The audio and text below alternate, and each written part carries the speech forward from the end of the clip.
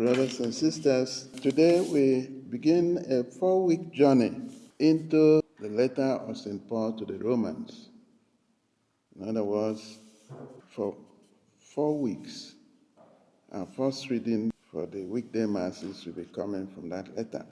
And we are starting from the beginning of the letter. The church in Rome was not established by Paul.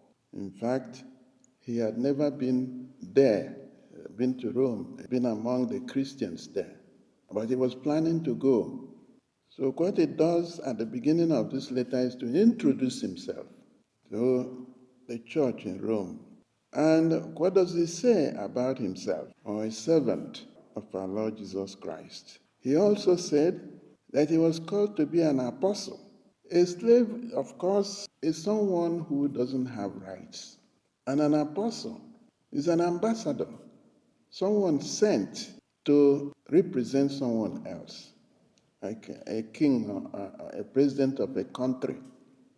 We send an ambassador to another country to represent him, to be, as it were, his presence there. So throughout these 4 weeks, we will see this most important letter of St. Paul, the longest and the most important letter of St. Paul. We see him grappling with so many issues. So this time will be an opportunity for any of us to pick up this important piece of New Testament writing and familiarize ourselves with it. In the Gospel reading, we listen to Christ addressing his contemporaries, those who have been listening to him, those who have been hearing, seeing his miracles, listening to his teaching. But they were not cooperating. They were actually rejecting him. And so he tells them that they are an evil generation. They're asking for signs. Of course, one saying is that seeing is believing. But in terms of faith, seeing is not believing. What is believing is you believe so that you can see. So they have got it all wrong.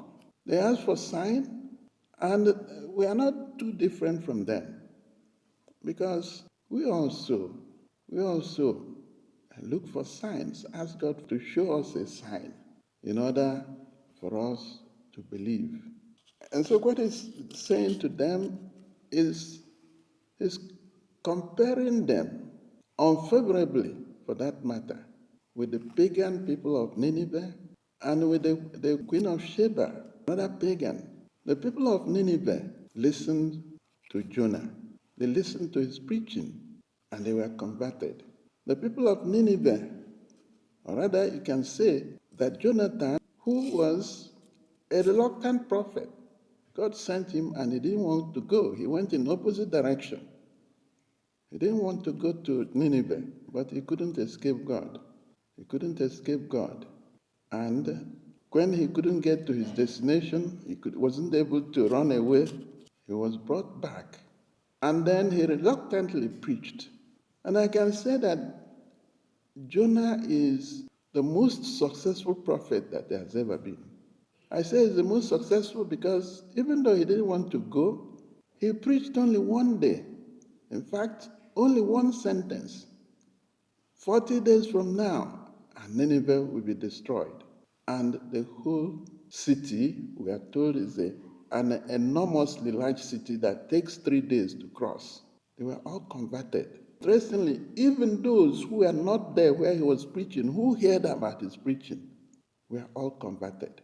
Nineveh was saved because they listened, repented, and did penance for their sins. Even the kings and the nobles, everybody. And Jonah was not happy. So what Christ is saying here is that Jonah preached and people listened. He himself, who is greater than Jonah, is preaching and working miracles, and they are rejecting him. The queen of the south, he said, came all the way. They are saying that the distance she traveled would be thousands of miles, at least 2,000 miles. She came to Solomon to listen to the wisdom of Solomon. And when she heard Solomon, she was convinced She rejoiced and praised both God and Solomon for that wisdom. And Christ is saying that he is greater than Solomon. And yet, in fact, he is wisdom itself, the source of wisdom. And yet, his contemporaries were not willing to listen to him. They were looking for sign upon signs. All the signs that he has shown did not satisfy them. In other words, the problem was one of bad will. They were not ready to change their lives. And that is why Christ said that both Jonah, or the people of Nineveh, and the queen of the south, on the judgment day, they will condemn his contemporaries because nothing is moving them. My brothers and sisters, perhaps today is a day, it should be a day of reflection for us. What is our own attitude? Attitude to all the ways that God is reaching out to us, all the ways that God is speaking to us. Are we listening? All the things that God does in our lives, are we grateful? Or are we complaining only about the things that we want that He has not done, that God has not done? And so, my brothers, we need to really think seriously about it, including myself and all of us. Christ came for our good. He suffered and died for us. What greater evidence do we know? What other evidence would we need before we can trust Him and believe in Him?